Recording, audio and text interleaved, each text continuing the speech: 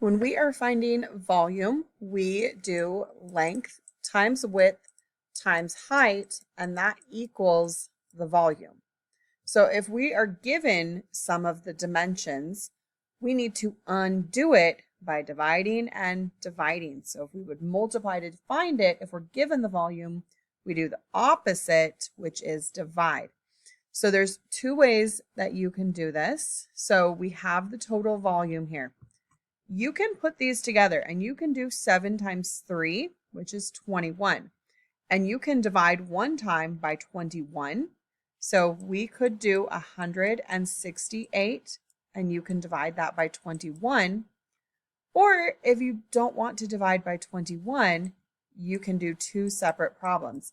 You can do 168 and divide it by 3.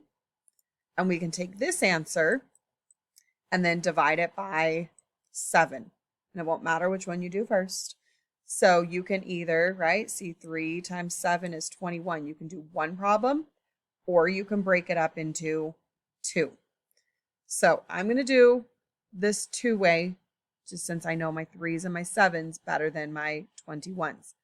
So 3, I need something above the 1, the 6, and the 8. 3 can't go into 1, but it goes into 16 5 times, which is 15. So I expect to see your division. 16 minus 15 is 1. 3 goes into 18 6 times. So now I'm going to take 56 and divide it by 7. And that will be your answer that goes in this box. You need to finish this. If you bring me a worksheet that does not have this, I know you're not listening to the video. So make sure you are finishing the problem. Okay, this one here, I can divide by 3 and divide by 3, but I do know that 3 times 3 is a single digit. 3 times 3 is 9. I can just do 54 divided by 9 on this one, and that will get me my answer. Or I can take 54 and divide that by 3, and then I can take that answer and divide it by 3 again. But I know 3 times 3 is 9. I can just do 54 times 9 to find that missing piece. So instead of times, times, times, we're undoing it with division. Okay, let's look at number 3. So I'm going to just check, is this something I want to divide by? 6 times 2 is 12. I think we can do our 12s. So this says 24 divided by 12. We're seeing how many times 12 can go into 24. So finish the problem. Hey, 8 times 3 is 24. I don't know my 24s. If you want to do that, you can do 192 and divide it by 24. 8 times 3. Or we can do two separate problems, which is what I'm going to do. So I'm going to take 192 and divide it by 3. Then I'm going to take that answer. Whoops, don't know the answer yet. Oh man, it took away all my stuff. So 192 divided by 3. Or I then take that answer and divide it by 8. So that's what I'm going to work through if you would like help with that. So I need something above the 3, the 9, and the 2. So 3 can't go into 1, but it goes into 19, 3, 6, 9, 12, 15, 18 times. So that's 6 times. It's 18. 1 left over, bring down the 2. 3 goes into 12, 4 times. So now I need to see how many times 8 goes into 64, and that will be my answer there. When you do 192 divided by 24, it should be the same thing.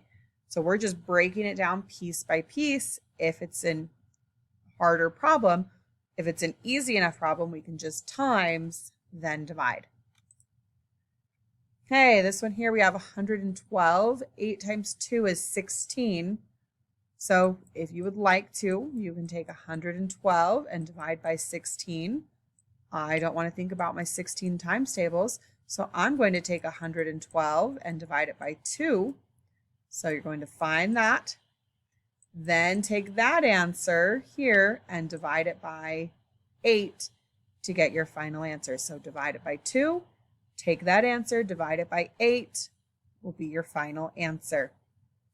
Hey, this one here, 4 times 3. Oh, I think we can divide by 12. So 4 times 3 is 12, and we're going to see how many times can 12 go into 48. So 12, 24, 36, 48. That goes in there 4 times exactly. So if I'm checking this problem, 3 times 4 is 12. 12 times 4 is 48. When we go back, this number here should multiply to get the answer. Okay, these ones are a little bit different. So this time we're looking for 2 of the numbers. So we're giving a possible measurement. So if we have 504, we're going to divide that by 7. And then we need to, let's start there. Okay, so 504, we're dividing it by 7. I need something with 5, the 4, 0, and the 4. So it can't go into 5. It goes into 50, 7, 14, 21, 28, 35, 42, 49. So that goes in there 7 times. 7 times 7 is 49. 1 left over. Bring down the 4. 7 goes into 14 2 times. So whatever you put here, this times this needs to equal 72. So don't put things that add to 72. We are multiplying. Something times something has to equal 72. So there's a couple choices you have here. There's multiple things that make 72 when you multiply it together. So this times this should equal 72. So see what you can come up with for those 2 boxes there. Okay, this one here, we have 216. We're going to divide that by 9 to see what's left over. So 216 divided by 9. So something above the 2, the 1, and the 6. Can't go into 2. Goes into 21 2 times, which is 18. 3 left over. Bring down the 6. 9 goes into 36. 9, 18, 27, 36. That goes in there 4 times. So something times something has to equal 24.